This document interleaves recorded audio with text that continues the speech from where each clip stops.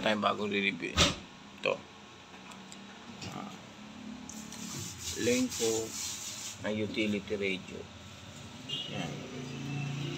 Ito yung pang workplace, mga parang sa construction site ito, ano. Ang ganda siya, rugged look. Ganda. Tapos ngayon, ito siya.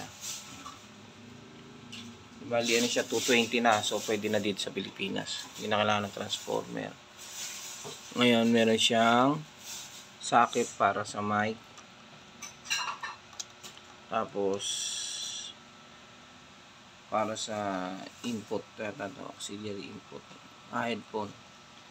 Tapos kung may 12 volt kayo na input na source, ito pwede.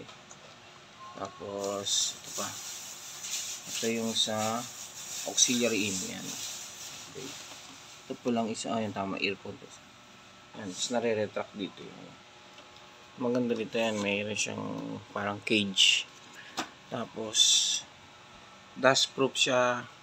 Tapos ano yun nga, shock proof. Tapos splash resistant. Hindi siya yung waterproof, splash resistant lang. Meron din siyang ilaw. Ayan. Meron din siyang ilaw dito, yan. Ayan. Ayan. Teka lang ah. Baka yung radyo malakas. Ayan. Naka-off siya. Ayan, on. Ayan. Meron siyang ilaw. Ayan. May flashlight. Ayan. LED na yung flashlight niya. So, ito yung speaker niya ng woofer. Maganda rin yung tunog niya. Ayan. Testingin natin.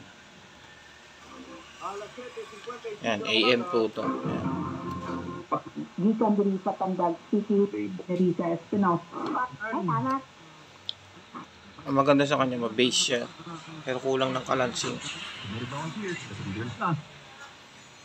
Malaking karangalan na mapabilang siya sa iba pang mga honorary. Ito FM. Yan. Ito yung antena ng FM. Yan. Handa. Wait lang. Sa niya FM. Yan. Yan.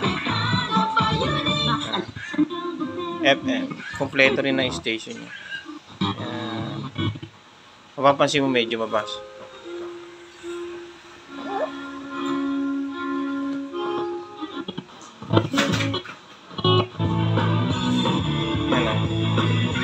Malakas din siya.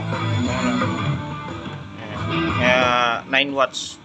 Malakas na rin, tama lang. Ayan. Ayan siya, ganda.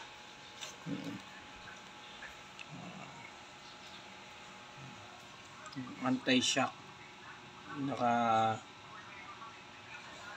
Yung cage niya. Ganda, makinis.